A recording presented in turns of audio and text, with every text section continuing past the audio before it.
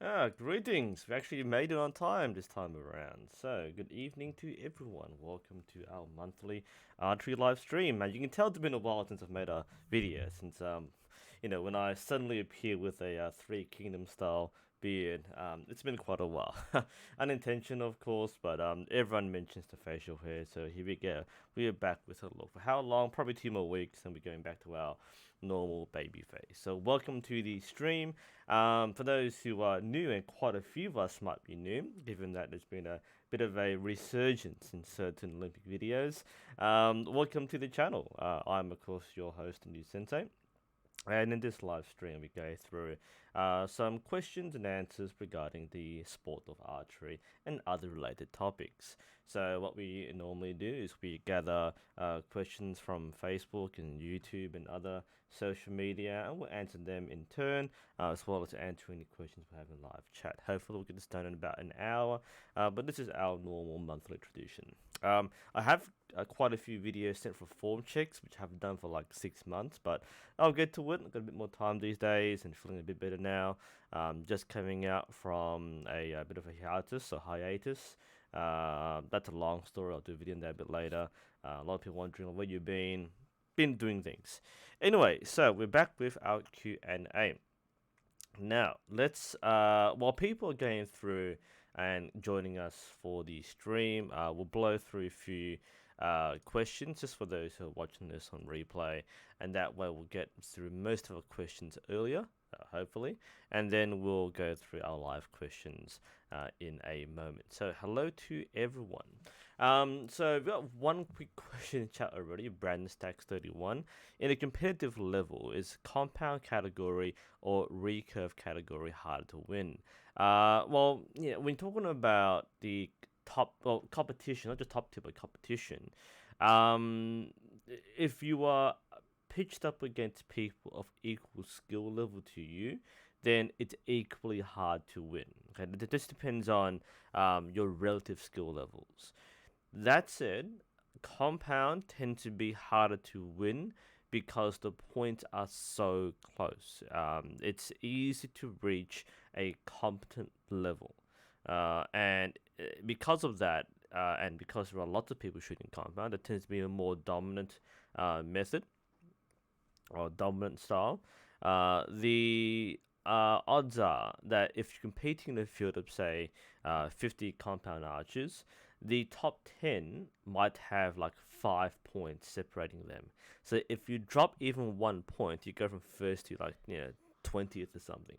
It's a pretty insane competition level. Whereas in recurve, it tends to be a bit more forgiving because if you drop a point with recurve, and let's talk about competent archers, even top tier, if you drop a point, it's not guaranteed that the other person will get that 10 points. So they might drop a point or 2 points as well. With compound, it's at basically perfection in most competitive distances, right? So it's perfection until someone makes a mistake. So if you make a mistake with compound, it's nearly over for you. Whereas in recurve, even if you make a mistake, it's quite likely that you can come back from it because someone else will make a mistake. In fact, the last state competition I did, which is last year, I think. Actually, I remember now. Might have been this year. Been a while.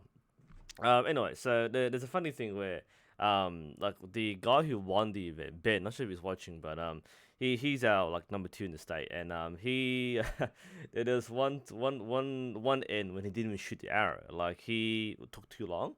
So he shot the 5 arrows and he didn't shoot his last one. He just ran out of time. So he was basically, you might say, 10 points down. But the things that the second place person was like 50 points behind. So he still had a lot of leeway despite making a grand mistake. That person might have got like 10 points ahead of him. With compound, if they don't shoot your 6th arrow, you're gone. Like that's like 10 points given away to every single person in the field. So that will take you down from first place to 10th place pretty easily. So that's, in my opinion and in my perspective, competing with compound is harder. It's easy to shoot the compound, but it's hard to compete because the standards are much, much higher. That's our first question for the day. Jay Marshall, what is a good draw weight for 60 meters? Look, people can shoot a 30-pound bow up to 70 meters. So there's no good draw weight. It's basically what you're capable of. If you have a 30-pound bow, you can shoot 30 meters. Anything above that will make it a lot easier, especially if you shoot 70 meters or 90 meters. A 40-pound bow can cover that distance, whereas a 30-pound bow might struggle a bit at 60 or at 70 or 90 meters, but 60 is sufficient with even a 24-pound bow can do that with sights. Again, you might have to like aim above the target or reverse the sight, but that should be sufficient. 30-pound is good for most competitive distances, and even mid 30s is okay for 70 meters. Okay, Slave Master Owl. Alright, the question is, thank you for your straightforward advice. I learned a lot from your vlog. Any tips for starter archers like me who bought a bow stronger than I? I think the most common wisdom, if you have a bow which is stronger than you, it's to start with a lighter bow. If you're using a takedown bow, swap the limbs out, buy lighter limbs, train up to it. Now, if you can't swap the limbs out or you can't buy a new set of limbs or it's a one-piece bow, then there are ways to train up to it. I recommend my video series on SPTs. I'll show it very quickly, and this will answer a question people had as well. Because a lot of people ask, how do you train for archery? What are specific exercises? SPTs are the exercise. So there is a link. I will show you this video, but I want to do that. It doesn't matter. This one I will be very brief at, just because I need to find a good screenshot. There we go. Alright, so the video that you want for this case, this is weird seeing myself on camera, but here we go. You want this video. That's a weird pose. There we go, it's better. Alright, that's weird. Alright, doesn't matter. So that's what you want. This is the video you want, Archery SPT, so specific physical training. This is the program recommended by Keesik Lee, and he has several exercises which you can train to improve your musculature. Wow, I'm much bigger in this video than I am right now. I've lost a lot of weight recently, so look at these past videos from like last year. I'm going, whoa, okay, that's a different NUSensei. So that's what I heavily recommend, is looking at those exercises. That can help, but you need to do it regularly and you need to do it seriously. Otherwise, you'll find yourself struggling a lot with the heavier bows. Don't start with a bow you can't pull. Make sure you can pull it. If it's too strong for you, then train up to it. But if you can't pull it at all, then don't try to shoot the bow. It's gonna put a lot of pain on your body, which is not good pain. It's way too heavy. Gonna rip your muscles apart pain. Best Modcar, best basic bow to start. It depends on your style, really. If you're shooting Western style recurve, then yeah, any basic takedown recurve. The SF bows or the WNS Optimo, the Samick Sage, that sort of thing. Those hunting bows, or the traditional takedown bows are the best starting ones because they're fairly cheap and they offer all the functionality of a regular bow. If I'm not sure what I'm talking about, we'll quickly bring one up here. Basically, I've got videos, of course. I just have my channel up. I just searched my channel up, right? So give me a sec here. Someone else can do this for me as well. But just while I'm just talking to myself here, let's just mash a bell in. Let's say NUSensei Semi Polaris. Yeah, that'll do. Okay. So yeah, basically, yeah, pretty much what you see here, like any of these bows is enough. Like these are basically the same kind of bow, the raw wooden takedown bows, and for that reason, the Black Wolf is not a cheap bow. Anything above here, the Optimo, the Spider, the Sage. The Phantom's a little different. It's not exactly a cheap beginner bow. It's a cheap bow, definitely. But yeah, any of these bows can be good starter bows. I recommend if you're not sure where you're going with your archery, whether you're doing traditional or target or competition, I recommend a bow like the Polaris. The Sage isn't being sold much anymore, but these kinds of bows are adaptable and they are easy to pick up and use and pretty light. And if you want to use sight and stabilize, and these do come with the mountings for the sight and stabilizers. If you want to do that, that's probably the easiest choice for a beginner bow. What else do we have here? Greetings, Maria. Loki, I shoot recap unlimited. Should I go and start shooting compound limited if you want to? That's not for me to say. Almond, you just started using a sling, but the bow doesn't seem to drop correctly. Are you using freestyle recurve? Do you have a long rod? Oh, you do have a long rod. When you say incorrectly, what do you mean? Okay, so is it like because there is no correct way to drop it. The drop happens because of the weight distribution as well as your own technique. Like nobody should be trying to swing the bow a particular way. Good example is I personally can't drop the bow and achieve the Korean style rotation. So I hold it differently. I have a different pressure point, so I can't actually like copy the technique. So without knowing exactly how you shoot or what you're using, I can't say why it doesn't drop the way it should correctly. Remember, there is no correct drop. But it might be your hand position, it might be a choice of weights. Let's see. Oh, let's just. Wow, I'm getting a lot of questions at the moment. Let's see. Where are we? Chlegledy Benche. I'm mispronouncing that. Using correct back tension, should my draw elbow move straight back or down and back at release? Good question. Okay, so with correct back tension, let's try and get the camera there.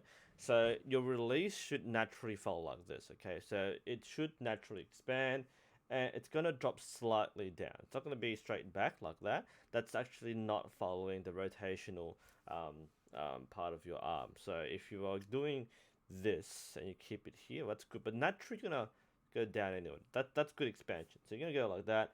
So you're painting your face. Now if you're in Olympic style, more so that's gonna go straight back. So your shoulders will naturally want to come straight down. That's completely fine. That's what you want to achieve. Whew, all right, Gwyn. I'm a paramedic with very few free hours. You've got me to arrange renting equipment, and now I know what to buy. Thank you. That's good. No, nice. That's really good to hear, actually. So that's great. Super Smith. I did have a question, but say thank you. Excellent. I love when people aren't asking questions. All right. Mahidi, how did historical archers deal with arrow spine? Oh my god. You might know Rid Dragon from YouTube. I'm going to spam his channel right now. He deserves a lot more views than me at the moment. I can't remember. Rid Dragon. I'll get it. I think I got it. Okay. That is. Whoops. That's. I don't know how happened there. It's like women's underwear. Archery. He does a lot more historical stuff than I did. And I actually can't find any of his videos at the moment. Archery, history, archery. That might bring something up here. Just give me a second, guys. There is. Why can't I find his channel at the moment? Come on, Google, help me out here. So he has an answer, but I actually don't know what it is at the moment. Because I'm kind of panicking. Because I'm trying to get his channel up, because there we go, got him. So what he has, I misspelled it before, so I'm gonna bring that up right now. His channel covers more specific parts of historical art. He only has like 2.6 K subscribers, so give him a subscribe and a like. This is more what you're looking for. So there is an answer. I actually don't know the specific answer to this question. What I can roughly tell you is that spine was not as precise as what we have today. Today we can make different spines for different arrows and different bows much more easily. Another thing to think about too is the technique used also largely help avoid spine issues. So for example, you have the Asiatic the Hatra technique, where you allow the bow to swing outwards with your wrist, so you extend outwards and the arrow clears the bow. But for the most part, you don't have the same amount of precision manufacturing to get good spine. Hence why, one, don't assume that historical archers were super accurate the way target archers are today. Secondly, modern archery has more precise manufacturing and more standards for arrows. So it's much better understood today with the materials that we have. Back then, you can't accept or adapt your technique to factor in for historical spine rating issues. Let's see. Back to our chat questions. Um, is there anything you need to know about bow maintenance? Going to slave master around? No, like people are asking. Do you have to can you make a video on bow maintenance? Bows don't really need maintenance. Bows are pretty self-sufficient, independent, strong bows. So you don't have to pamper it. You don't have to wax down, do anything to it. Now, if you make your own bow, using traditional wood or especially horn, then yeah, you need some maintenance. But if you buy a commercial bow, then there's no maintenance. All you need to do is make sure the string isn't broken, and you wax every now and then. Even then, that's kind of not really necessary. So, yeah, there's really no bow maintenance needed in most cases. Can the Mandarin Duck Phantom be used for hunting? Yes, it can. If you get a bow heavy enough, then sure, you can use it for hunting. Not sure if I've come across someone who does, but it is designed where if you get a heavier draw weight, you can shoot with it for hunting. Christopher, hello from Norway. I'm in traditional clubs. I'm the only freestyle free cup shooter. That is fantastic again to hear. I'm getting a lot of people saying thank you. Normally people find me questions, but I'm getting thank yous. That's strange.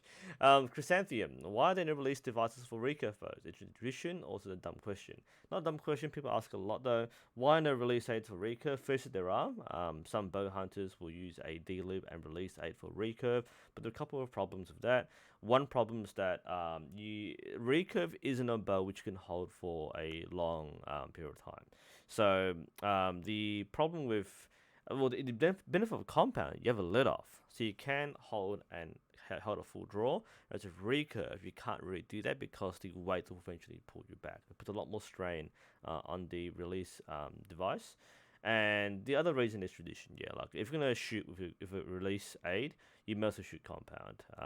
Recurve is meant to be more natural with the fingers, and there's not much point in shooting with a perfect release device with a recurve.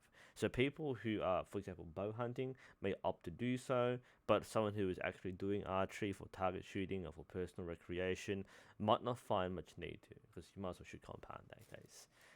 There are other reasons too, but yeah, it's kind of defeat the purpose of shooting a recurve bow. Let's see. What else do we have? Favorite video games. This is from Torch Smuggler. What are your favorite video games? The most satisfying archery. Most satisfying archery. That's interesting. Okay. Because there's realistic archery and there's satisfying archery, and satisfying is different from realistic. I mean, Far Cry always has a nice little touch to it because when you shoot it, like enemies drop in one hit, which is not what happens in real life, but it feels nice to use an old-fashioned bow to bring down modern soldiers. And the sound effect is nice because, and it just feels good. There's nice weight to it when you hit people. But in terms of satisfying archery, yeah, I don't think there is a game with like satisfying archery. Oh, actually, I'll say The Hunter. Especially the more recent one, the Call of the Wild. That's got a nice bow hunting there. I think that's a more satisfying one since you have to go through the entire stalking native prey and then bringing down with single hit. That's actually quite satisfying. So in terms of pure archery, I don't really have a pure archery game that I really like. It's more like there are bows in games that are fun to use, but not really a satisfying archery game. But I think The Hunter is probably the more immersive one. Even then, it's kind of like touchy.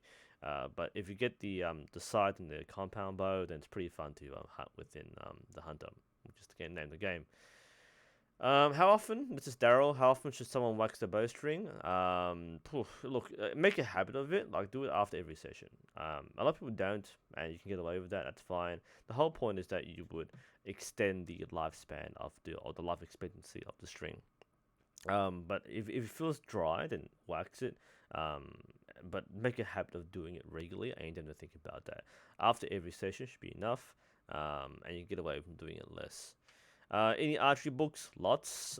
Depends on your particular style though. Like I don't recommend every single book because if you're doing traditional, for example, I wouldn't really recommend Total Archery by Casey Lee. But yeah, it depends on your style. I'm sure people recommend in chat what the books they read are, and I've been collecting a lot of books recently. But yeah, I don't really recommend specific ones unless you have a particular scope to keep in mind. All right, Almond. If the bow, this is the question before where it doesn't drop. Here's a question: are you using an extender? All right. So the reason why I'm asking this, I'm going to find a bow. Let's get this one over here. Yoink. I don't have. Well, yes, I do. I don't have a Olympic style recurve right here for obvious reasons. But let's grab a riser. Sorry, just digging around. So I've got this riser here. So here's what normally happens. Now, bows are naturally top heavy or back heavy. So when you hold the bow, and it's not fully strung with the limbs, but naturally the bow tends to sit in your hand. Now, if you have one single long rod from your riser, there's no mounting here, but you imagine there's a long rod. That alone might not be enough to put the center of gravity forward of the bow. That's what you need to think about, okay? So what happens is you release, the bow kind of sits there. That's fairly normal. In fact, quite a few of my initial videos when I shot with my first bow, the bow doesn't drop. It just tips. It goes tip, and that's basically it. Reason why, two reasons. One, wasn't using an extender, so if you want to bring the center of gravity out even further, you need a longer rod, more weight, or an extender, which is a small piece between the riser and the V-bar, and then the long rod to bring the weight even further out, which has some desirable results. Not everyone does that, but it's quite desirable. If you screw the V-bar straight onto the riser and there's nothing between the V-bar and the extender, then it tends to be more back heavy, especially have weights in the back. If you're not using any side rods or V-bars and you're just using a long rod by itself, the long rod by itself usually won't be enough to rotate the bow. So that normally tells me that you're simply just using less weight out forward. So again, if you want to keep it that way, that's fine. But the bow won't drop unless there is a significant forward center of gravity to make it drop. Again, don't try to rig it so that it drops or spins a certain way. Just understand why it happens. Technique is more important than visual flair. Why do I make Archie look so cool? It's the facial hair, I guess. That when I don't have the mustache and the beard, then I don't look anywhere as good. That's probably why my first video is so bad. Nowadays, I look like this, so I can pick up any bow and it looks good. So that's my theory behind that.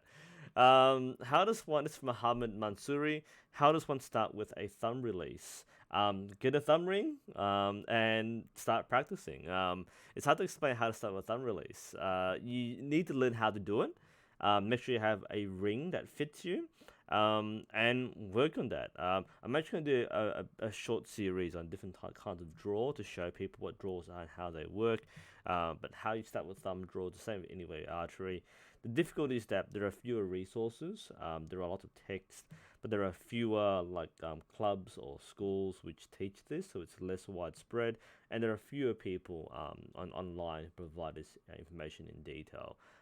There are sources like Armin Hermer. He has a very good channel. We'll do a plug right now. So let's find him. Armin, where's my Maltese archery bro at here? So Armin Hermer, he is the guy you want because he is probably the largest and fastest growing channel in this regard here. So I'm not sure why I copied that because you can see that's who you want to look at. Oh wow, he's done well. Last time I checked, it was like 10,000 something. But he's really growing as an archery YouTuber. He's got a lot of good stuff on thumb draws and traditional bows. So he's probably the source to go to. But otherwise, there's a lot of self-teaching involved with doing a thumb draw, mostly because there are fewer of public sources which are easily accessible, but not impossible. I'm mostly self-taught with thumb draw. I think I watched like one video from Justin Ma, and I kind of figured the rest out and read his book, and it's kind of like it's a pretty natural way to hold it. The hardest thing with the hardest thing with archery is understanding fundamentals. The draw technique is actually not a particular big fundamental. What tends to happen is people need to learn about stance and shoulder positioning and expansion and back tension. Those are more difficult fundamentals. Whereas if someone already has learned archery, like I've done Olympic style archery and Western archery for many years, learning Eastern archery and thumb draw was quite easy because it's like 90% the same. The only difference is different type of bow, different release technique. Once you learn this, then it's just practice. So if you have the fundamentals, then it's a pretty quick way to transfer. Otherwise, you have to learn everything from scratch. It can become more complicated. Okay. Wow, we're going through a lot of stuff here. Let's see. Yeah, Muhammad. Yeah, if you use Khatra, spine is not as important as generally correct. By getting that slight rotation, you can help clear the bow with slightly different spined arrows, which can help a lot. Okay, the Axiom. Hello from northern Germany. My calves get sore from shooting. I'm doing something wrong, or could that be normal? Calves. That's not unusual. Because you have to get your stance right. Now, it may be that you have your two tens in the legs, or maybe because you're doing a lot of walking to fetch arrows. So it's not necessarily wrong. If you spend all day shooting on your feet, then it's going to be tiring. So wouldn't be surprised. Calves, not a major point of fatigue for most archers, but I wouldn't say it's unusual. Could you produce a video where you get together a starter package for recurve archery in different price classes, like the package video? I don't want to buy a whole bow just to set up for YouTube. I might requisition some club bows, but like I'm not sure what this would include, right? Because I mean, like I've done several kits, like the Samick Sage. I've done like the Chaser Python. That's the entire build from scratch. That wasn't a starter bow, but that's the same process involved. So yeah, just maybe. I'm not sure exactly people would like for this, but I do a lot of comparisons between different bow kits already. So yeah, the stuff's already out there in a different format if you're looking for that. Have you considered for Alan Guo? Have you considered trying Oneida? I would like to, but I don't have one. Okay, so I'm not gonna go and buy one just to shoot once on camera. If I get sponsored and get one, sure. I'm not looking at buying a bow for like the Kestrel. I'm sure they're cool. It will look fantastic on my channel. This is like the Oliver Queen effect, right? So if I start using it, people start asking what it is. So there are certain benefits of using or sending me unique looking equipment because I can make it look good, sure. So if I get a chance, I would like to, but that's not on the cards at the moment. Sugar, I guess, sugar cookies. Do you think you can start your own company and make bows designed by you? Me, no. I don't design bows. I'm sure if we have a NUSensei signature series, it will lose value rather than gain value. Speaking of which, shout out to my English brother, Jim. All right, Grizzly Jim, because Grizzly Jim has just announced his signature series of bows. Where is he? Where is his? Let's grab his Twitter. Yeah, let's grab Twitter. He's just announced his signature series of bows, right? Yeah, come on. This is Grizzly Jim. So those who know Grizzly Jim, he's a trad archer on YouTube. That's not the right one. So check this out. He's working in conjunction with Striker Bows. He's been sponsored by Striker for the last few years, but he now has a signature series of his own Striker bows. That is amazing. That is just purely amazing. I'm so happy for Grizzly Jim. He's worked so hard to really promote traditional archery in real life and on YouTube, and he hasn't been active recently. He's been off, so have I. But that is amazing. Now, would I do that? I don't think that'll look very good on my part. Maybe, I'm not sure what would I make, right? I mean, I shoot nearly every kind of bow now, so I'd be like, an Olympic takedown Chinese bow or something. So, not sure how that will look in my signature. John Cairo, can you use compound release on a recurve bow? The answer is yes. I actually answered that above already. So you can use a release aid on a recurve bow. Can't fit the purpose, but it can be done. Yeah, it can be done. Just not many people do it. Let's see. Yes, Daddy the Ox. Have fun in your beginners class. Yeah, yeah. Like if you know like 5% more than other people starting out, then you're in a good spot. You will impress your instructors if you follow some of the fundamentals and tricks which I've taught. I see a lot of people in real life. Like I see them in the club thinking you've done this before, and they're like, we watch your videos, like that explains a lot now. So yeah, no, it's quite fun to go with a more prepared mind, with a bit of background research. So that's actually really good. Daniel, hello from Austria. Welcome to the channel. I do have a recap tuning question. Why does the tip of the arrow slightly point offside? Okay.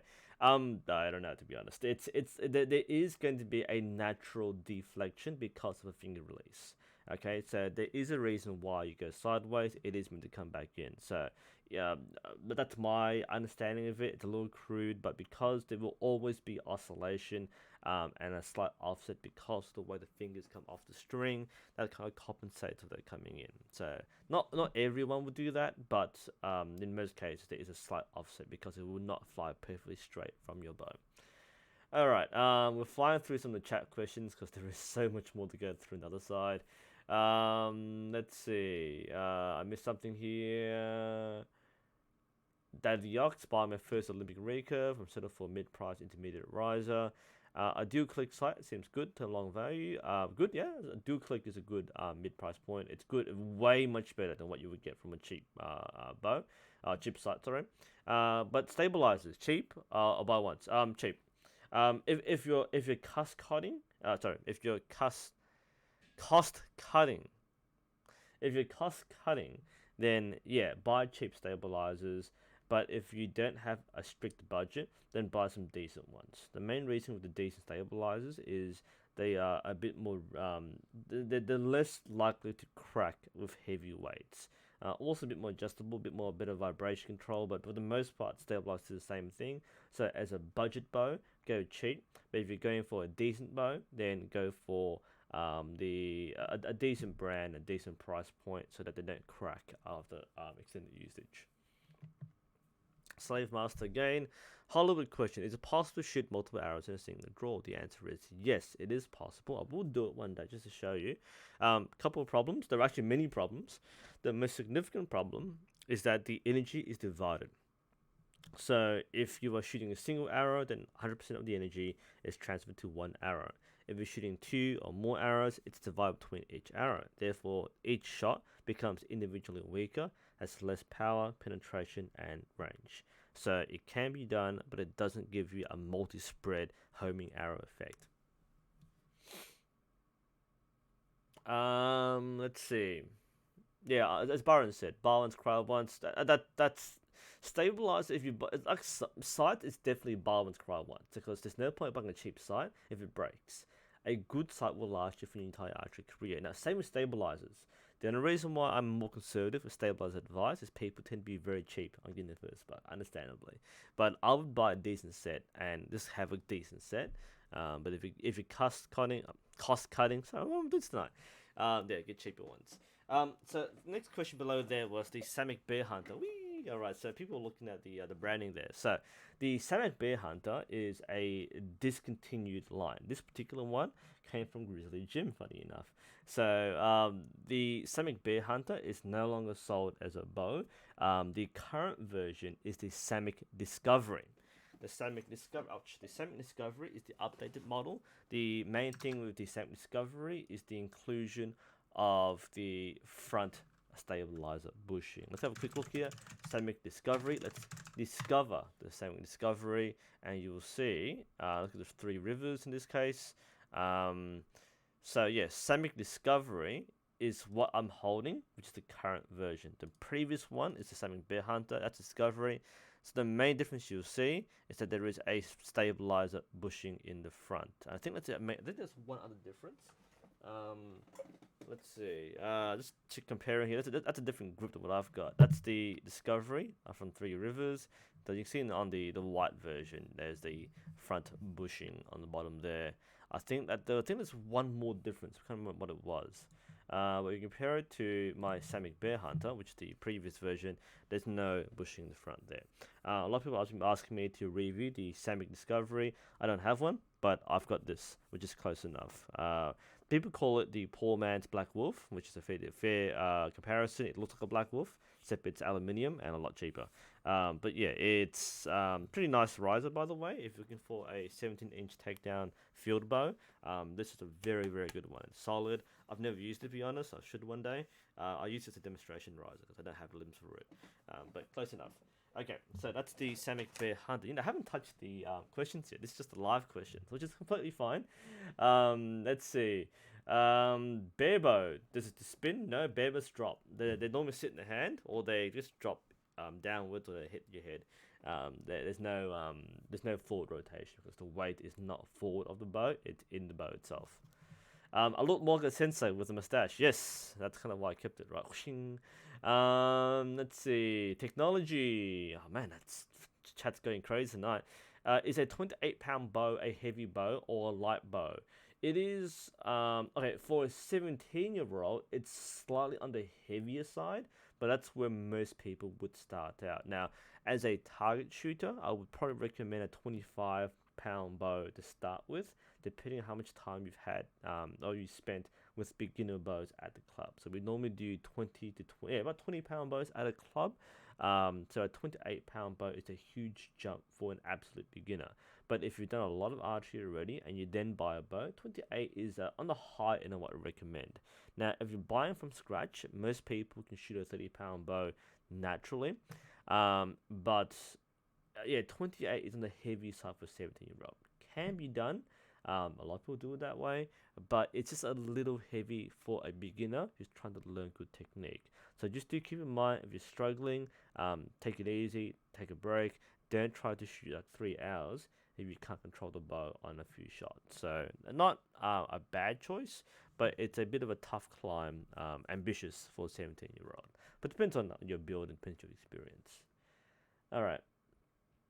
Normally, sorry, Amar, normally when my friend uses full stabilizer, the extender and feedback got stuck by the rubber ring, and for some reason can't be loosened. That's what the question was. Yeah, it's sometimes the ring of the washer can be stuck. That's how screws work really. So yeah, get some undo it. Use some high friction material to really unturn it. So, but it's not irrecoverable. It's not unusual to do. New. Can too short a draw prevent back tension from engaging recurve? Yes. As in your absolute draw length or your technique. Now, if you're talking about like if you're a small person and you have a short draw, as long as you have the correct technique, you have back tension. Now, we're talking about if you draw it like this far, right? If you let's get a bow. Yoink. Of course, I'm having bows lying around everywhere. So if you're talking about, this isn't a recurve, this is a long bow, but close enough, right? So if you have a short draw and you're saying, oh, yeah, I'm a short person, my draw is, 24 inches, and you do this, and you have correct technique, sure, you've got back tension loaded right there. But if you're talking about a technique where you draw like that far, like that's the bow there, and you draw that far, yeah, that's pretty much no back tension. That's all in your arms. So you do need to have a full draw to really feel back tension. That's the short answer to that question. I do apologize if I'm flying through too quickly. We've got like 100 questions right now, so try and get through as much as we can. Let's see. Christian, once back to stabilizer, is longer center rod preferable to shorter one? Depends on your preferences. Basically, you either have more weight or less weight on a longer rod. Depends on what you kind of prefer there. What can I do against the collapse? If you're collapsing, that normally indicates that you are consciously thinking about your release. So you're thinking about pull, draw here, and then collapsing normally means you're going inwards like that. The mindset you want to have is continuous motion. You want to ensure that in your mind, you are always you don't pull and then stop and then shoot. You pull and you keep on going. Now, if you're shooting freestyle with a clicker, you keep on expanding until the click goes. If you're shooting normal, hold, back tension, keep on going, and then release. So don't think about breaking the steps up into anchor, aim, release. work towards having a continuous flow in your process that will normally counteract the collapse. And you see people, including myself in my older videos, will draw and we'll try and aim, and then we collapse while we're aiming. So maintain continuous flow, and you'll get better results sooner. Okay. Mehedi, do 40-pound recurve, 40-pound longbow have different arrow spine? Um, Not necessarily. I talk about the like center cut, right? I talk about a traditional longbow. The answer is yes. These modern longbows do have cutouts, so they're not so important. So it's not so much a longbow or recurve. But the other reason why you have different spines is that they have different speeds. A 40-pound recurve is more efficient and it's generally faster than a 40-pound longbow. Yeah, you would use different arrows depending on what you need for your particular bow. It's not necessarily because of the window. The window gives you a lot more options in terms of how specific the spine needs to be. Otherwise, you can use similar spine for both bows. Torch Smuggler, what kind of experience features would you want to see in a game focused purely on archery to make it more realistic? Okay, this is a very good question. Now, I'm going to do a video about this at some point, about features in games, in archery games. Okay, if you're talking about an archery game that is purely archery, that actually portrays realistic archery, what I would like to see is a progression in skill of execution. The main fault, or the main trope with archery in games, is that it assumes that you are a perfect shooter right out the bat. Okay, so if you are, let's say a mercenary, you pick up a bow, suddenly you can kill everyone in one shot with absolute precision.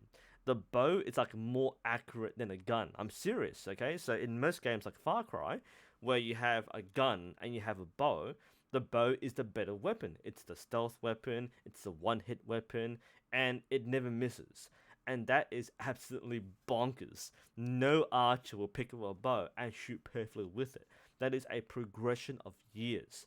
So if we're talking about what features would make a more realistic archery game, have one a realistic kind of aiming method. So you don't have a crosshair. You have to judge using a method like the arrow point, or a different method to the look. So looking away from the tip rather than have crosshair here and like have an arrow point.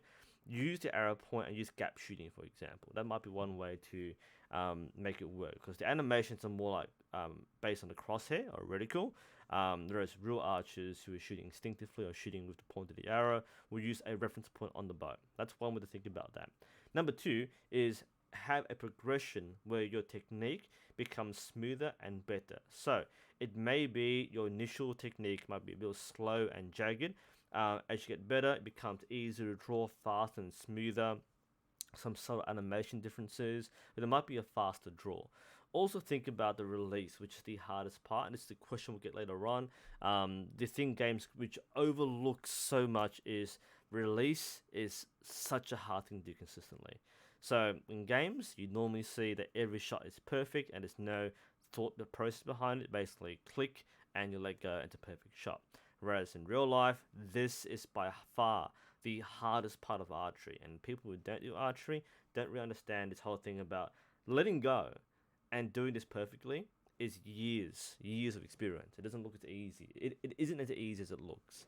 So to me, you would have a progression where you would get better at executing a shot process. That's kind of what I would briefly talk about for games, make it more satisfying or realistic. Would you recommend a horsebow for a complete beginner? There's no reason why you can't use a horsebow as a beginner. The horsebow and the technique, if you're shooting thumb draw, people say should learn to shoot a recurve before a horsebow. That's valid because it's easier to learn fundamentals with more resources out there. With a horsebow, there are fewer resources to learn from scratch, but there's no reason why you can't learn from scratch with a horsebow. Depends on your background, depends on your mindset. People who normally start with Western recurve will transfer quite easily. Depends on your mindset. Some people find it really hard to reverse it, but a lot of people find it really easy to pick it up. I had no problem learning thumb draw. A lot of people will simply shoot thumb draw as the normal method. So the recommended Um, I don't recommend horse simply because it's a more specialized field that requires you need to know your resources more. But if you have access to resources, or someone can teach you, or you know who to look up and watch, then you can learn thumb draw as easily as you can learn a normal Mediterranean draw.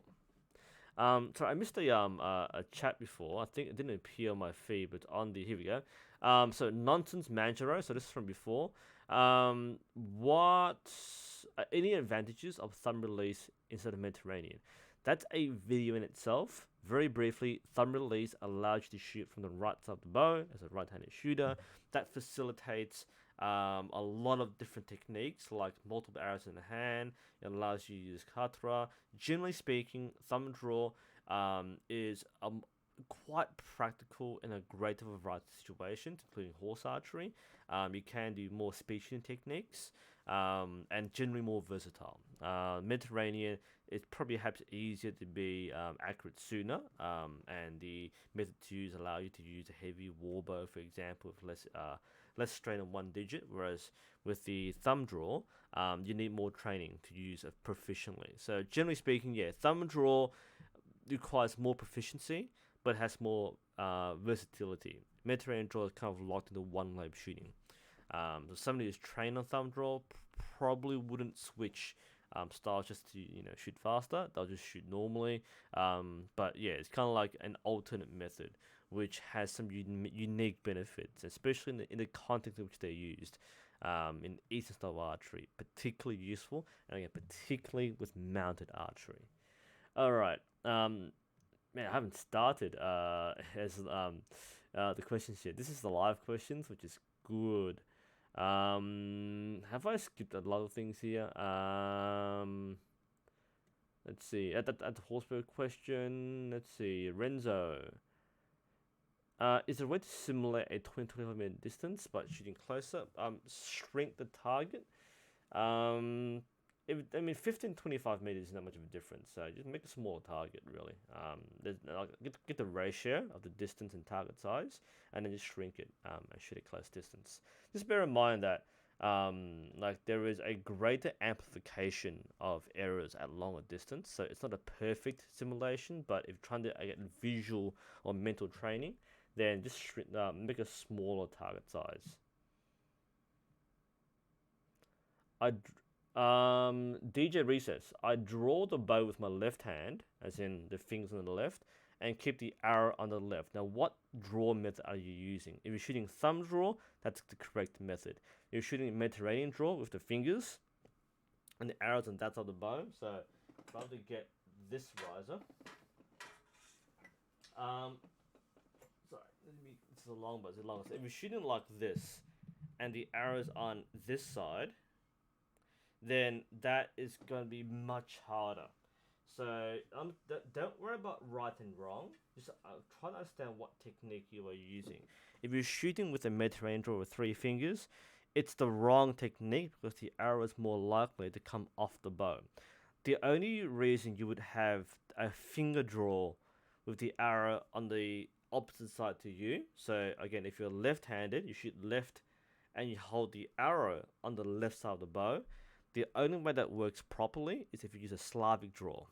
I just started learning to do that. So look it up if you want to. The Slavic draw allows you to keep the arrow on the riser. It's used in some Slavic areas historically. So if you use Slavic draw, then you're fine. If you're using Mediterranean draw, then it's going to be a lot harder to shoot properly. The bows from Alfeo Ramos. The bows from Steven Universe. I don't know what you're talking about, unfortunately. The bow referencing, I'm gonna look it up. So what we're looking at is Steven Universe Opal. Okay. This is a strange thing I'm searching about. Let's find out. It looks okay. What the? Okay. What is the Steven? Is this a cartoon series which I don't know about? I don't watch sort of stuff, so it's just. Alright, what the heck is this? Sorry, as someone who doesn't watch cartoons, this is kind of mind-blowing. What am I looking at here? So this is, what? Okay, so the bow. Let's look at the bow. Yeah, okay, whatever. Alright, so, well, for one, she's got 4 arms, so that's gonna change things a bit. Okay, so in terms of the bow itself, looks fine to me. This looks like your typical composite recurve bow. So, if there's anything about this which looks a little weird, it might be the string isn't drawn to be attached to a particular point in the bow. But otherwise, it's in the same place where it would be.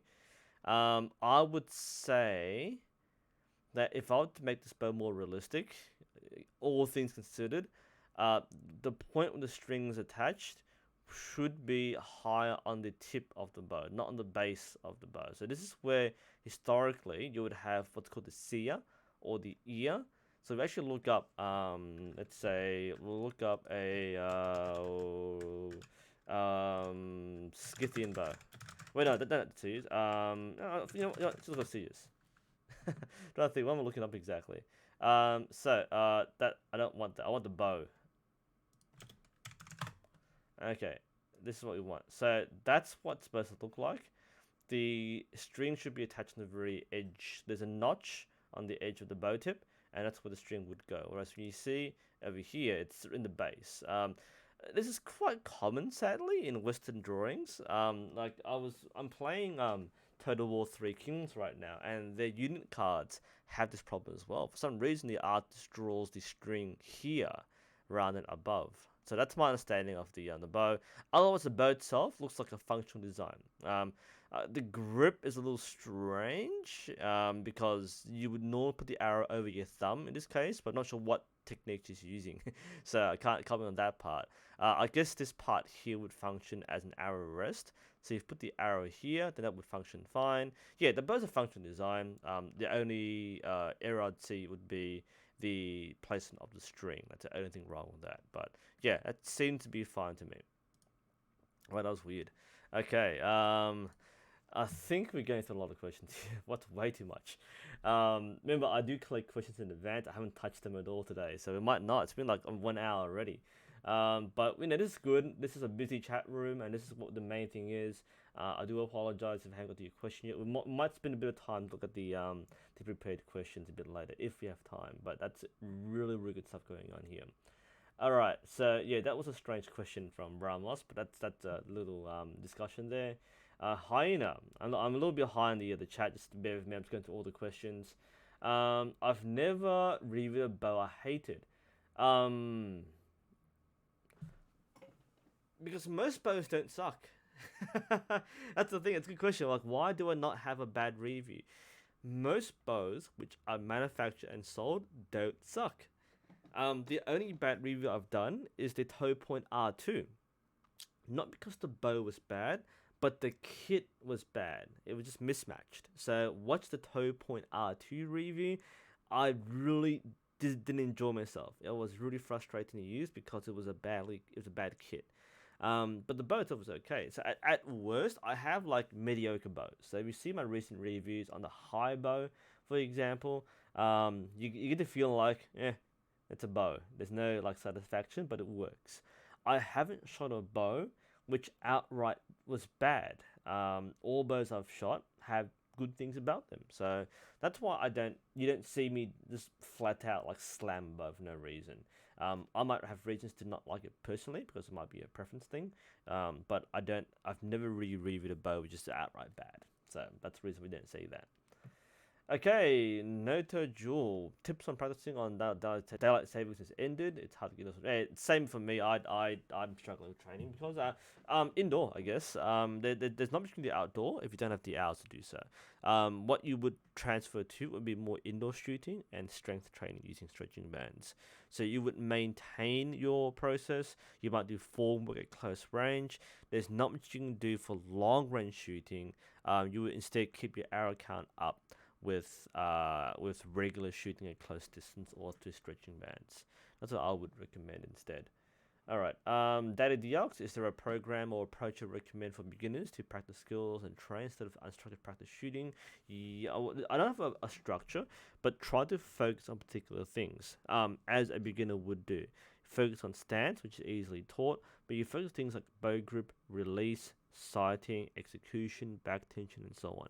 What we normally do for me, the progression points for a beginner normally start with the fundamentals. So again, stance, arm positioning, rotation, and drawing to an anchor point. So the first point is anchor point. Make sure you spend a few sessions focusing on getting anchor point correct. The other part might be release, so getting a clean release, and sighting would be a third section. I would also eventually introduce specifically back tension, normally in the second or third step, and then afterwards it's more picking apart things like your shoulders, or leaning forward or backwards, and individualized form faults. But yeah, I would recommend you look at resources like the coaching guide from FITA or World Archery. It's a level 2 coaching guide. That has a pretty good like rundown of everything you need to know. Casey Lee's Total Archery goes through a lot of step-by-step things.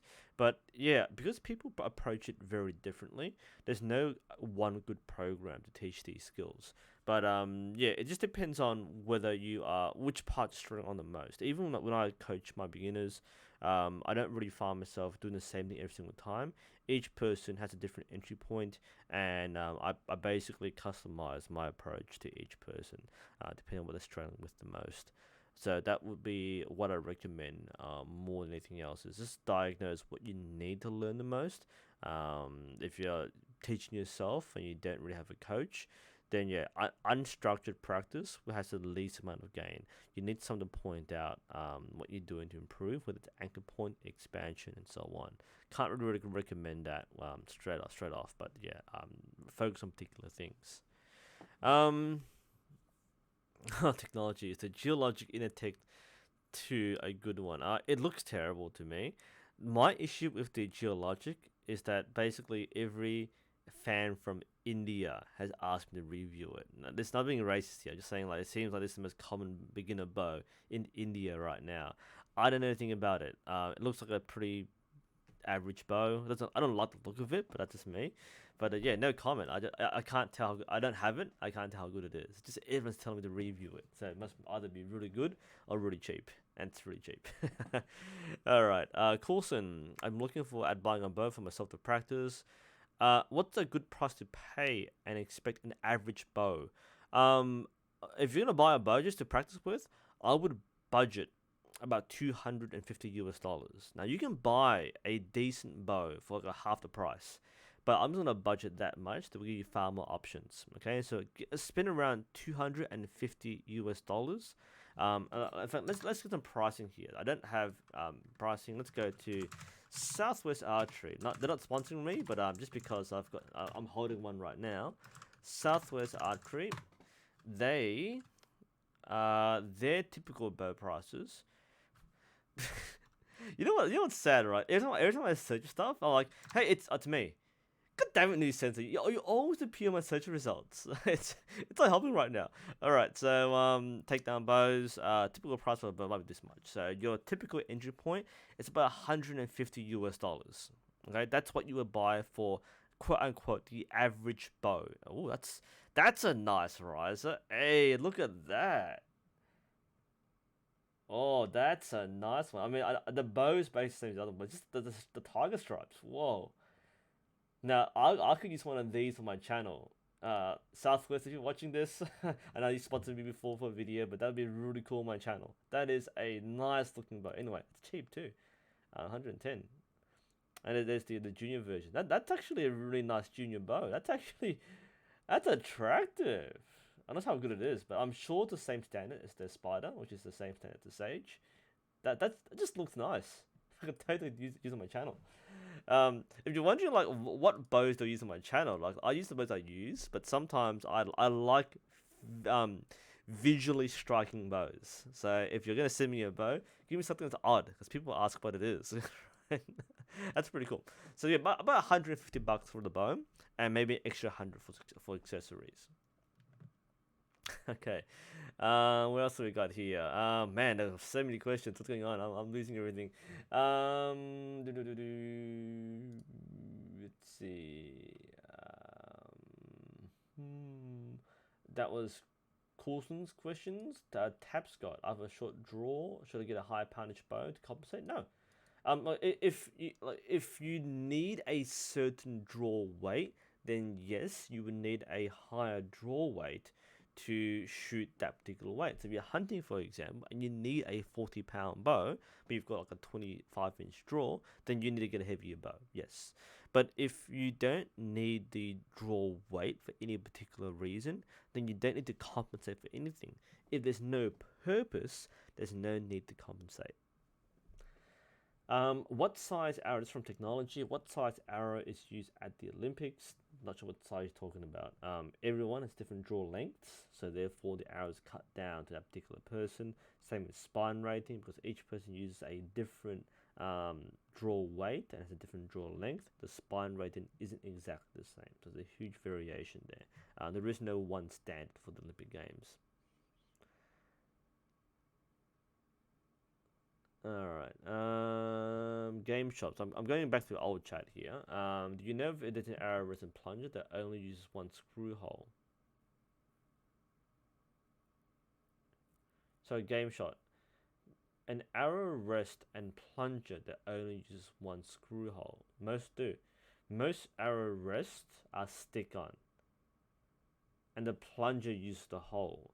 Now, if you're using a screw-in rest, you can't use a plunge at the same time unless it's offset. But most arrow rests are stick-on. They don't use a hole, right? And that you plunge right through it. I'm not sure what else I'm talking about here, but like most arrow rests are stick-ons. All right, Chayuth, do you have tips on keeping body and face straight all the time? I don't have a tip. Just do it. Like a lot of these things are personally you might not realize you're doing, but somebody will point it out to you. Watch yourself. Film yourself, identify the problem, and fix it. I don't have a tip because basically, keep still. I can't show you how to keep still. I just tell you to keep still. I don't really have advice on how to make someone stay still. Almond, here's a bow to review. I don't know, that bow there might be I don't know, I think Lars Anderson might disagree with that bow. Let's see. Oh, Sky and VR. I don't do VR games, so maybe not. DJ Research. Use thumb. Yeah, no. Thumb draw.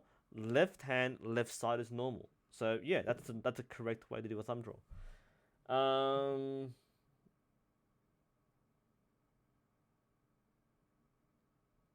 Slave Master saw someone at the range who was shooting a 20-pound bow. What's weird is that the arrow is on the same side as her eye. So I consider that correct. It's not wrong. A lot of shooters will anchor quite loosely here. That works. It works. It's not conventional. It might be a loose anchor point, but it works. Not wrong. Wouldn't teach it that way, but it can be done. What drawback is needed to shoot distances of 60 plus meters? I'd say minimum 30 pound with carbon arrows can shoot 70 meters.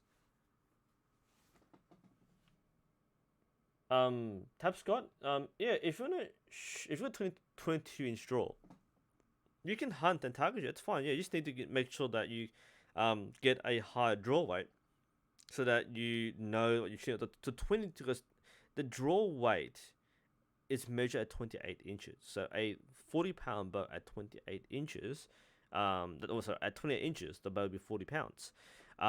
So if you are 22.5, that's a really short draw length. Then you will need to get a much heavier bow with the same amount of energy. Okay, so basically you need to get. I'll give you an example. Okay, so I recently bought my the Mariner Ming, which I haven't got arrows for yet. So I'm gonna show you. Google. I'm googling myself as usual. NUSensei Mariner Ming. Okay, Google. Yeah, that's me. I'm a big deal when I Google myself to find things. So this particular bow, oh sweet, nice screenshot there. So this particular bow, which is amazing, which I haven't shot yet really, just once or twice. This particular bow it's rated at I think 65 pounds at 31 inches, which is the maximum draw length. Now I don't have a 31-inch draw. If I draw properly past the ear, which is not here, but around here, I would expect, I think, a 28-inch draw. That's significantly shorter. So, when I was ordering the bow, I was talking to the guy who was selling it to me, and I said, look, I want to get like a 50-pound bow around there, perhaps. And it's measured at 31 inch. And I said, oh, I want a 50-pound bow. at say 28 inch. I assume that's my draw length at thumb draw. So he basically said you should buy a 65-pound bow, and I'm like, what the hell? Oh, a 65-pound bow is crazy, but at full draw, it's closer to 50 pounds. So that's what you need to do. You need to figure out how much extra weight on the limbs you need in order to achieve the draw weight you want. There is a general rule of thumb. I think for every inch, it's about 2 pounds or 2.5 pounds, depending on the bow in particular. So yeah, if you're shooting, 40, if you want a 40-pound bow, you'll basically need to buy like a 50-pound set of limbs for your short drawings. You're not screwed. It's just that you need to buy a much heavier set of limbs. So yeah, that's I'll buy a much smaller bow. Smaller bows will have a much better draw force curve than a longbow or your full size bow. So a shorter bow. You want a shorter bow to maximize the efficiency. So you're not screwed at all. Okay. Can I do a video on the win-and-win Atrax arrow? Probably not. I don't have the arrow, so I doubt I'll be touching that.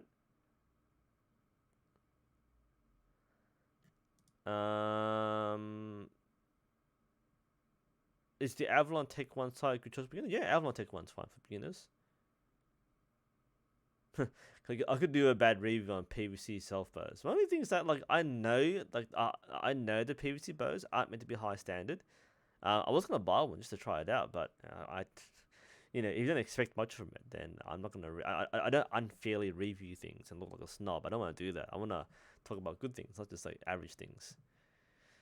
All right. Have we reached the end of chat? Oh, I've reached the end of chat. I've reached the end. Whoa! It took me an hour to reach the end of chat. I haven't touched the actual questions yet. All right. Suicide lizard, is it? Sorry, I'm missing a few questions. Suicide lizard, is it really important to rotate your elbow outwards even though you're using arm guard? Yes, it is. It's correct arm alignment. So not only do you not hit yourself, it's the most efficient method of shooting because it's bone on bone.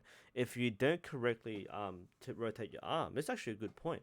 The rotation is there to keep the shoulder down and put your wrist in the right position and clear the path of the string.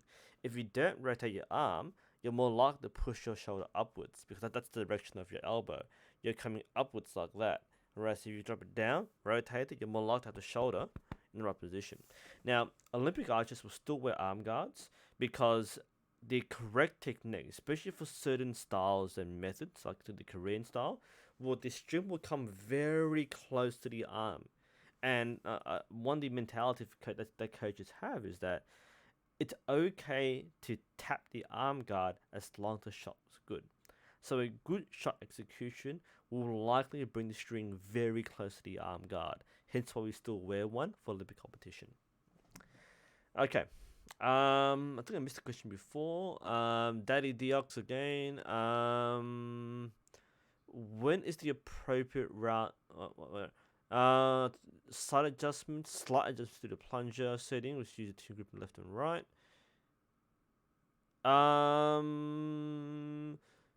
Oh yeah, I've seen the plunger method. In my opinion, the plunger is something you might touch once. So once you tune your bow and get it right, you probably wouldn't touch the plunger again unless you need to tune once more. Now I have seen some people adjust the plunger to move the grouping. I personally don't recommend that. I recommend the sight instead, or aiming off. The reason why is that if you adjust the plunger, you change the tune of the bow. It seems to be it's a micro adjustment if you need to, yeah, but I wouldn't. It seems to be the wrong thing to change in order to move the grouping. More the mindset where the sight is what you should be tuning or adjusting, not the plunger. Plunger is you touch once. I wouldn't redo it again. Okay. Any thoughts of starting a Discord for archery? There's already the /archery Discord from Reddit, so that's pretty quiet though. So I don't think there's enough of a following to make an archery Discord. There already are archery Discords, which works for that. But yeah, I mean I wouldn't make it myself. I don't think I'm that important to have a Discord. No, it's I can't be bothered. I barely use it myself, so Fair enough. People might want one, but not interested. Mahidi, do I ever hunt with bows? No, I'm not a hunter. And I think that covers all the chat questions. So, with that said, do we have any questions which I had to prepare? All right, let's. It's been an hour and 10 minutes. Let's go through our pre-prepared questions to see. And some of you already said this, so let's fire through in 10 minutes. These pre-prepared questions. So those who are sticking with this far, I think we're near the end, but we'll go for another, say, 10 more minutes. If you have any questions, ask right now because we'll be finishing the stream by 15 minutes. So, Lucas Warmer, thumb pain. Oh man, these are hard questions. Oh dear. All I can say for finger pain is that it takes time for your fingers to adjust to pulling a string back. Everyone has to go through this. It shouldn't be painful. It might be sore, but shouldn't be pain. But if you oh dear, hang on. Numb middle finger for the past 2 weeks from my first coach session without a finger tab. Get a finger tab. He's doing 100 shots a day for pain the first joint. That might be it might be your tendons and joints getting used to holding the arrow. It shouldn't be I mean the first few times it might be a bit of pain and numbness, but yeah, don't shoot without finger protection. That is not a good idea. Yeah, see how it goes. This is fairly normal. If you're talking about if you're wondering if the pain is normal, then yeah, it's not unusual for people to spend time to get used to having a string, whether it's thumb draw or a finger draw, whether it's normal to adjust over a period of weeks to months. Robert Wong, 7 diameter thickness. It's a bit of a guess, I guess. Trial and error. I don't really have a formula for it. When's the Q&A? About right now, approximately. Stephen Fricker, what's the difference between the ACC, ACG, and so on? It's the construction of the arrow, so the exact materials and thickness, as well as the profile. So some are barrel, some aren't. Some are tapered, some aren't. Basically, X10 is like the best arrow, full stop. But it's not the universal best arrow. It's best for 70-meter target shooting. You might find ACs might be better at close distances or field, and so on. But a big part is basically, I think ACC is all carbon, aluminium carbon. ACG is aluminium carbon graphite, and the other ones are aluminium carbon extreme and aluminium X10 at the top. But basically, I can't tell you the engineering behind it, but they're all different constructions. Okay, Lucas again. Okay, this is the question we had before with string slap. So, very briefly, like I said, a normal shot will normally come quite close to the arm for Olympic style shooting. So the pro archers will still use arm guards. They usually don't have to, but they often a good shot will cut very close to the arm. That's why they still wear one. That was the main question there. So good technique will prevent it, but excellent technique might bring it very close to the arm anyway. So that's the reason why you do that. Can I review the KTB at some point? Maybe yes. Reverse draw quivers. I don't really feel anything about them, so no further comment. What are we talking about here? The actual questions. BFAS, what is one aspect of archery that looks easier to an outsider or beginner? The release. Everyone thinks archery is easy to do because they shoot at a close distance target, but if you're actually aiming at a long distance target and a very small target, the release is the biggest thing that people don't get right. That is, people think, again, they'll look at, so the question before was this one, the first one. One aspect of archery looks easy. Yeah, it's the release. People think pull, aim, let go, hit bullseye or hit gold. In actuality, this part is and back tension, release and back tension are the two things which an outsider would never know about unless they actually do it themselves. It's archery health for your body. Yes, it is. For the most part, it's good upper body training. Also good mental training. It's a nice way to, especially if you have like mental health issues, it's a nice way to kind of vent it out in archery. So lots of benefits there. Preferable distance on target and shooting training with traditional bow. As it depends on what you want to do. If you want to just practice form, then 10 meters or less is fine because that's less time walking and fetching arrows. If you're actually practicing for distance, then practice the distance that you need to. But normally, if it's form, short distance. If it's sighting, then long distance. There's no one good practice distance. Depends on what you actually want to achieve. What? Okay, yellow potato. What is your personal recurve bow that you always use? My competition bows. They chase a python. The other bow depends on what I feel like using. I tend to for AJ shooting. I tend to use the K KTB. That's the lightest and easiest bow I have. It's 40 pound, but it's a light bow to kind of handle. Very easy to use. And I kind of use the Southwest Stingray casually as well. And that's my go-to bows when I'm not sure what to do. I've done suicide already. Kieran, have you used sights on a recurve bow? Um, I shoot I shoot Olympic recurve, so yes, I use sights on my bows. Yeah, I don't use sights on my traditional bows because I use sights on my Olympic bows. So I don't shoot traditional for sight. I shoot traditional for the traditional aspect. But yeah, I use sights not for those bows. How old was I when I started archery? I'd say 24. Yeah, about 24, I reckon. Pretty old. I wasn't a youngster. Oh, old screenshot there. That was what would to be there. Yeah, no, about 24. I'm doing for 8 years now. And probably guess my age. BFAS, any stories from the world? Probably a lot of stories. Can't tell if there's any particular ones which are worth sharing right now. But these are contextual things. I'll bring up stories when it's something that reminds them of something. Um, Horatio, how should I change my form if it's not what you say is adequate, but yet it makes it to be accurate? Accurate to what standard? Okay, if you're shooting at 10 meters, anything can be good enough. Adequate form is adequate when it meets your needs. Okay, not everyone has to shoot the same Olympic standards, but what happens is that if you're shooting at say 30 meters, but you can't get the grouping that you want, then that's a big sign which says maybe your form needs changing. Someone might watch you shoot naturally and think, well, that's not very good form. Um, and actually, Jin and he is actually a good example of this because he shoots at my club as well. I might watch him and go, you know what, yeah, might not be good, but I might go to him and say, change this. If it's good enough, then it's good enough. Now he might say that it's actually not good enough. He doesn't shoot at 10 meters. It might not group very well. So there are areas in which we can go. Maybe try this, and this. And that's what you should be doing too. Is if you are good enough for your purpose, then don't worry about other people telling you what to do. But if you're not good enough for your purpose, or you shoot at a purpose which isn't what you actually need it for, then be open minded about what you need to improve. That's what I'll talk about for adequate form. Um, how do I feel about traditional archery? I'm not sure what the question actually. So this is Hiesenhauser. Um, how do I feel about traditional archery, like Kyoto? I don't know what the answer should be. Like, what people ask these questions expecting some kind of answer. And unfortunately, because I do traditional archery, I'm not sure what the answer is meant to be. Like, people always ask me, what do you think of this? Or what do you think of this? I don't think about it, or cool, I guess. I mean, I do it, so I'm not sure what you meant to ask me.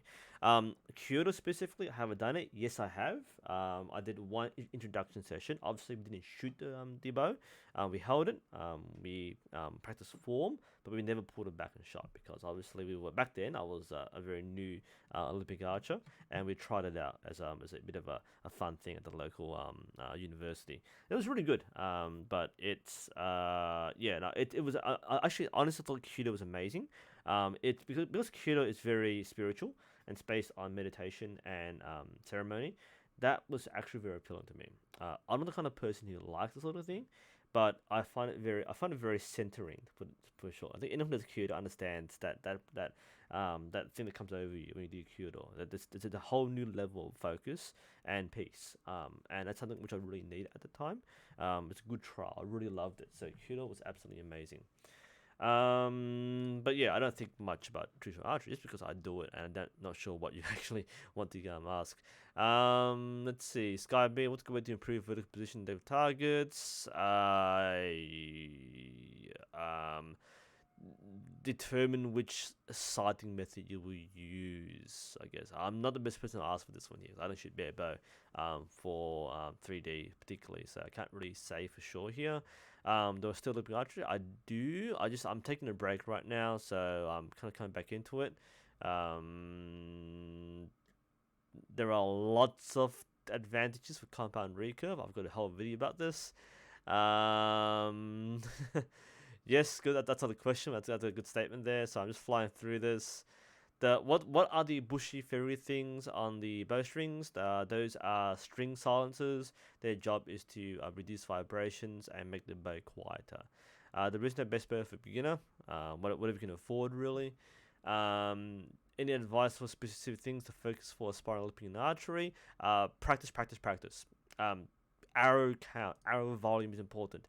You can't become an Olympic archer when you only shoot once a week. You need to commit to practicing and shoot like 500 hours a week to become an Olympian. You can't become an Olympian passively. A lot of people think that you can become good at archery passively. You can't. You need to practice and go through a mental routine, not just shoot accurately.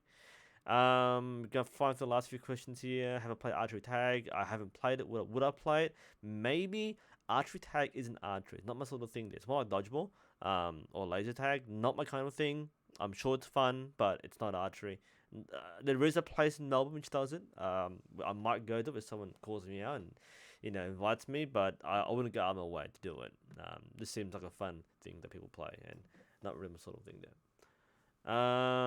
Much more detailed explanation about anchoring and release and follow through. Ooh, okay, yeah. Look, Mark Nugget, as much as I want to do this, there are things which I recognize I can't teach over the internet. I can give more detail on certain things.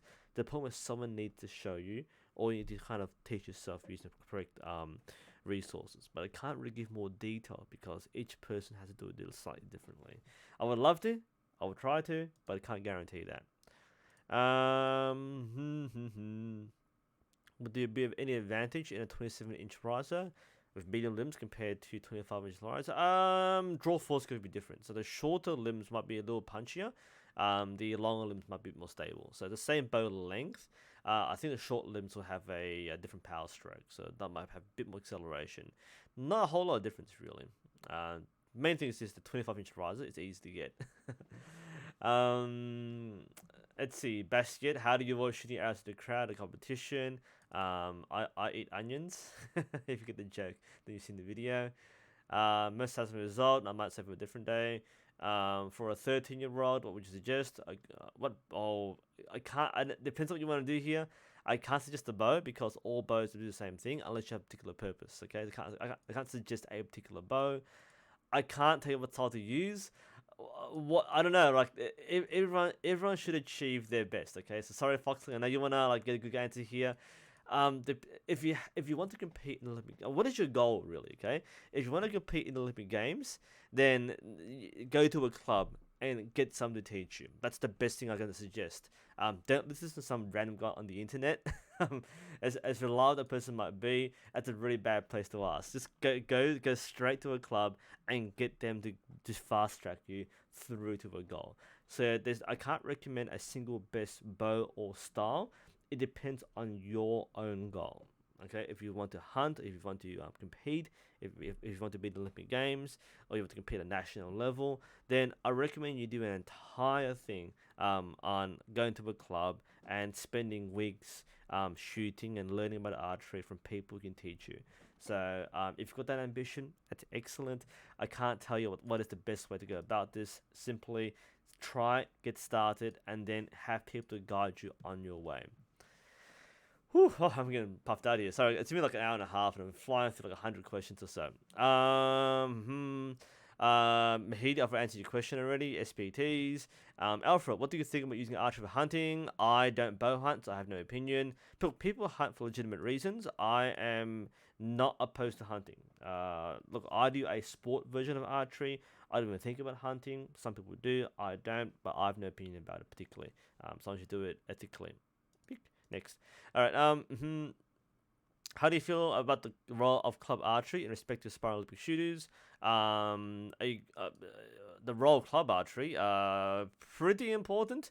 A good club environment will create the right atmosphere and the right grassroots for aspiring archers.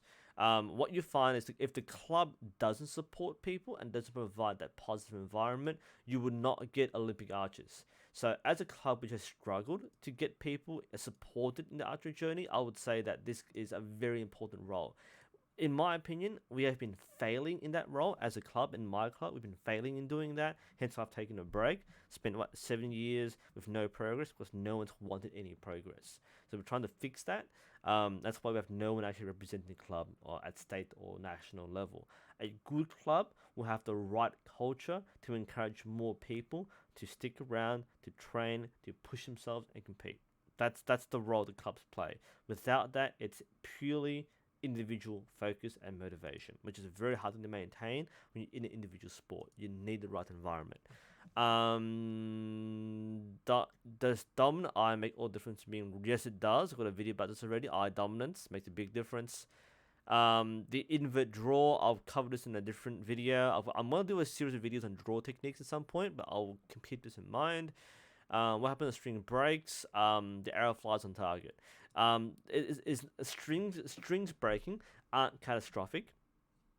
Normally they snap at full draw, so in which case the limbs snap forward and the arrow goes forward. It doesn't hurt you at all, unless it's a compound bow. That's pretty disastrous. But for a recurve bow, nothing really bad happens.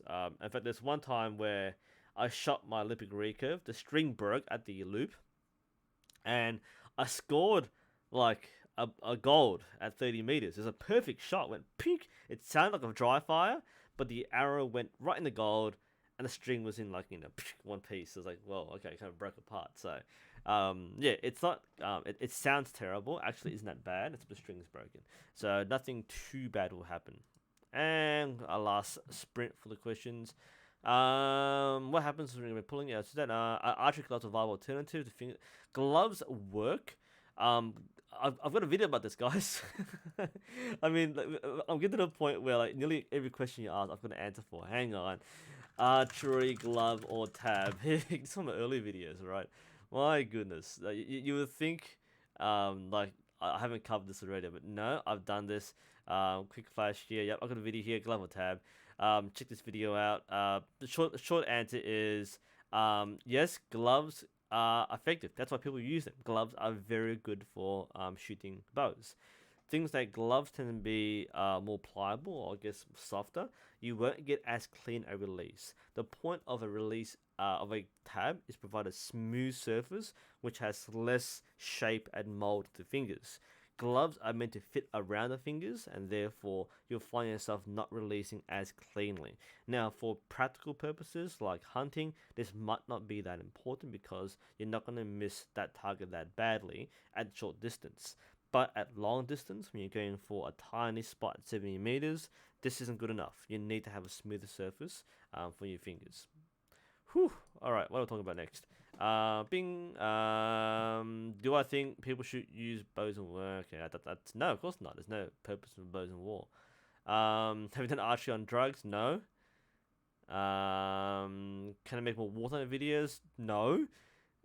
The SPAAs? Why would I go back to wartime to play anti-air guns? They're the worst thing in arcade.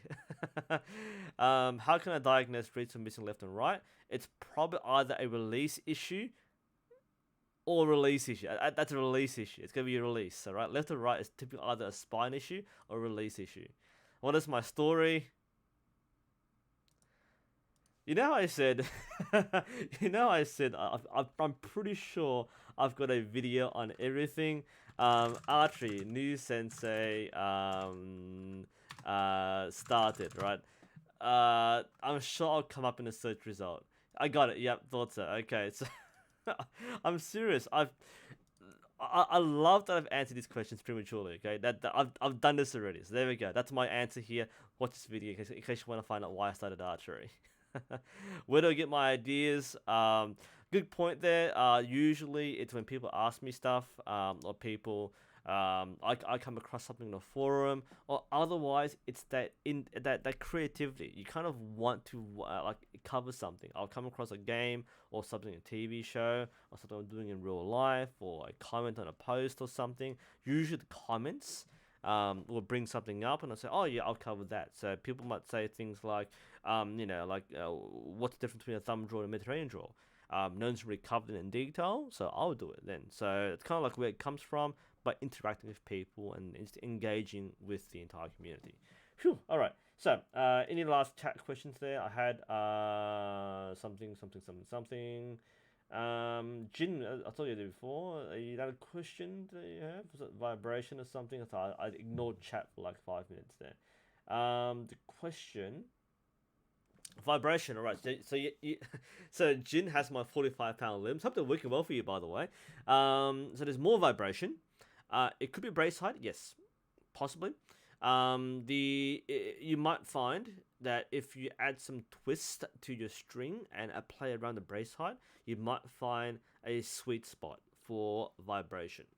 Otherwise, string silencers. Get those beaver balls and put them on your string. That's why people have string silencers. 45-pound is it's loud. You're right. It does slap the limbs much harder.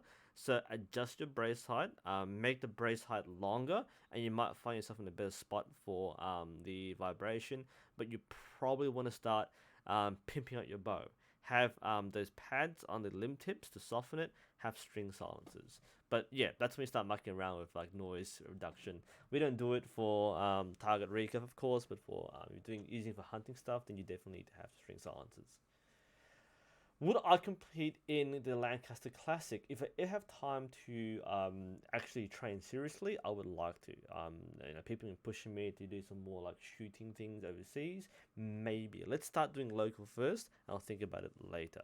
Would I do barebow? Probably not. I'd probably do a recurve. But, just because like people don't expect me to shoot like barebow, so why not? We'll see. Depends on how much I get back into archery. Let me take a bit of a break. I'm getting back into it slowly. Rohirrim, nice name. Is shooting from the eastern bow more difficult than... no, not necessarily. In general, yes. I'd say yes, shooting eastern style can be more difficult because there's a sharper learning curve. Yeah, I'd say it is harder. In my opinion, it is hard. I'll agree with that. Whew. All right, that's sorry, I got a little scrape here. That's fine. Yep, yeah. I'd say yeah, horse bows are probably hard to learn, but it's not hard. It's just harder compared to Western recurve. I'll agree with that. I think we're nearly done. During your talk to webpage questions, could you please decrease font size and reduce white space? Oh, I could. Yeah, I could zoom in. I suppose I could. If I could close like one thing, yeah, sure. Yeah, I suppose I could if I really wanted to. That's a good point there. If watching on mobile, you won't see it, but I'll try to read the question out so you have a reference point. But most people just listen to me talk rather than watch me. But we'll keep that in mind next time. A wob. You decided to use a compound bow. I'm sorry to hear that. And want to know how the transitions will feel from using a recurve. From what I've heard, people who go from recurve to compound have a much easier time because most of the fundamentals are felt more. Compound tends to take it away from you, so you can focus on other things. So if you go from compound to recurve, I find people find it harder, whereas recurve to compound, people find it easier because it removes certain things. All right. Cameron, that's awesome. Excellent, Cameron. Your coach is surprised that a 12-year-old knows so much stuff about archery. Gee, well, where do people get this stuff from, right? That's awesome. Well done. Nice. Okay, 10:30. That's an hour and a half. Good stream. I think that's it. We went through so many questions today. That's a great batch. Well done, guys. That was pretty exciting stuff. We're out of breath already. We have some very good questions. I flew through a lot. If I haven't answered your question already, I'll probably make a video about that.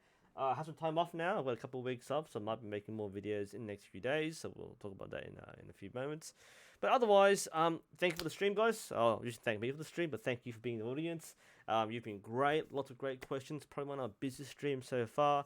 I will be restarting the form check videos at some point in the next week or so because I've got a huge backlog to go through. But I would like to keep on doing this. So again, this is our monthly Q&A. Stay tuned for the next one. I'm trying to get more things organized. If special guests, perhaps we'll try to do that. If not, you're stuck with me. Perhaps next time you see me, I'll be minus the beard, I guess, so it might be a different person. But otherwise, thanks a lot, guys. Take care wherever you are. This is NUSensei, and I'll see you next time.